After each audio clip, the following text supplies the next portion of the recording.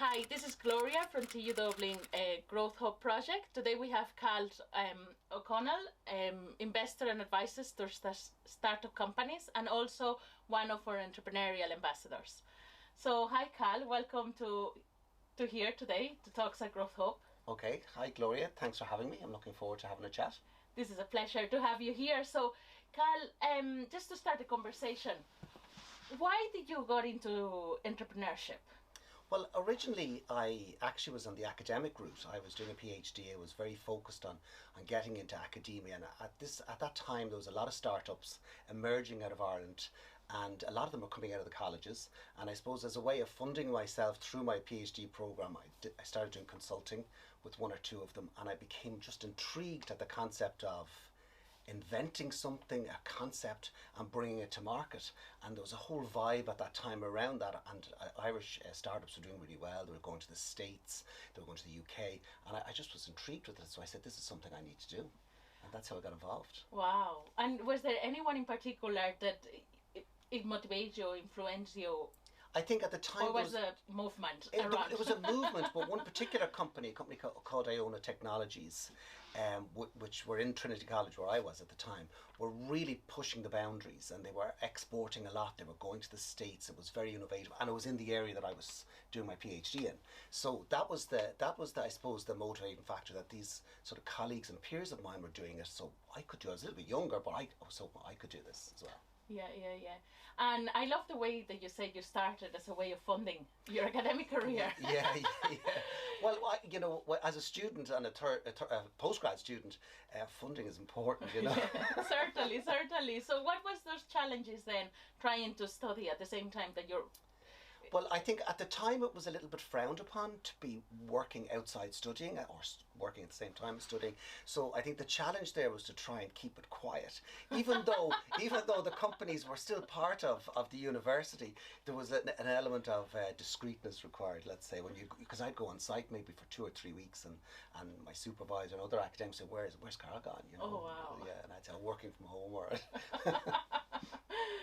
And did you start on your own then and then grow a team? No. Or how did that all So happen? how that happened was I felt that I needed a lot to learn, that I thought that some of the startups were really gifted people, and I felt I just didn't know the business process. So when I finished my PhD, there was an advertisement on the radio looking for staff for a large multinational, UK multinational called Mysis. And I said, this might be a way to figure out how the whole business cycle works. So I joined them, and I really did learn such an amount. I learned from the sales process right through to product development, customer support, technical integration, and then after sales service. It was a really great learning experience. And I think I felt after that I was confident that I knew how a business was run or should be run, and I felt this was something I could do. So as it happened, just before I was doing that, another startup approached me, headhunted me at the time, Norcom Technologies, and I said, well, I'll give it a go and see if I can bring the skills to them. And that really worked out well. Unfortunately, at the time, the .com crash happened, but the company did very well and was later sold for a great return. And I moved on then and said, it's now time to set it up. So I set it up with 2 colleagues that I'd worked with in different companies, and we just said, let's do it, and we did it. That's great. And so you started as 3 people then, 3 co-founders. Yeah. And how did you grow the team then? Well, we started as 3 people, and we said, okay, we've all worked in established businesses, so we need to pretend or appear established. So we approached the market as if this is what we do. It's not this is what we'd like to do, this is what we do. And then later on, when you got to know the prospective customers, you discussed more freely with them about how you could develop it together and so on. But there was an element of, from day one, be very confident, we can do it, trust us and we'll get it done. And that's how we approached it from day one. I think the most important thing for an entrepreneur is to have that belief in yourself and just go for it. Yeah.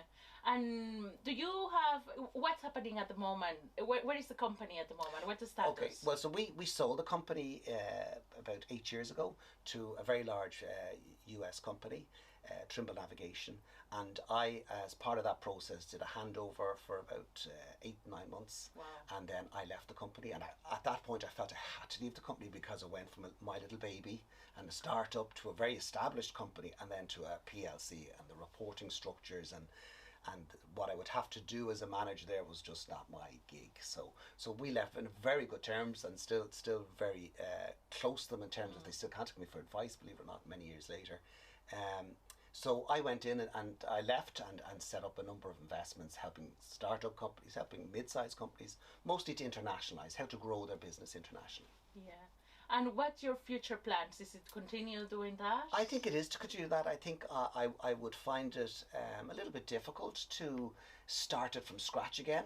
It takes a long time, and when you've done it once, I think your goal, or most people's goal then, is to how can you help other people do that? Yeah. And because the value that you can add to somebody who's starting is probably better than if I was to start again. Because the innovations, the ideas, the enthusiasm, the energy, is with the younger person maybe than it is with me many years after. So my next question was, how do you keep your motivation? So can I read between the lines that you keep your motivation by helping others? I do, absolutely. By providing advice. I actually think the GROWTHhub program here is the type of thing that, I get a kick out of, because it's, young people looking at can they do it, what could they do, and if you can help them overcome to an element of their fear, tell them that there is a path and they can do it if they stick with it. Yeah. And if they do it and stick with it, it gives you great reward, Wow. And so I've enjoyed that over the last 10 years or so. Yeah. No, that's great. And this is a tricky question. Okay. What does entrepreneurship means to you?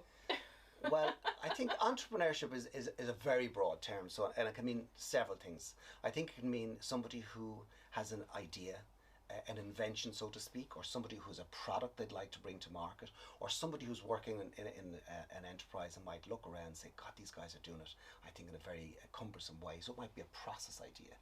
And then it's actually believing in that idea, and then going for it, hell for leather. So that's what I believe in entrepreneurs. It's somebody who sees an opportunity and then goes and tries their very hardest to exploit that opportunity. Fabulous.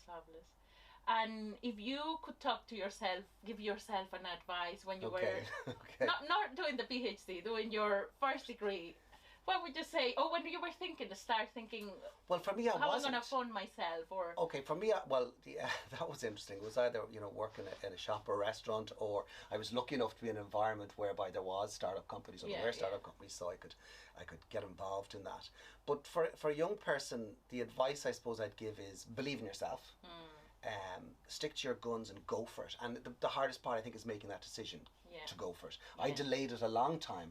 I tried to cover all the options and learn all the facets of business before I actually put my foot into the pool and jumped in. And I think you can most definitely do it quicker, and a lot of people that I've met subsequently have done it a lot quicker than I did. So I think believe in yourself, go for it. And then I think one of the big lessons is that listen to advice. A lot of people give you advice, and if you have your own idea, you have your own thought process, decide it, still listen to the advice, collate it, and then it'll either confirm your decision or make you think twice. And lastly, expect setbacks, because setbacks will always occur, and don't just say I'm giving up. Just say, okay, it's a setback, what did I learn, how can I apply that going forward? And the setbacks can be heartbreaking, but you move on and you really do learn from them. Yeah. No, that was great, Karl. Okay, we fly through the interview. Okay, it was fabulous. Okay, we'll do it again, slow down. Oh, we can do it again. No, that's perfect. No. Okay. Thank you so much, Okay, Karl. thank It was you, a Gloria. pleasure having Thank you you. here Cheers. today. Fabulous.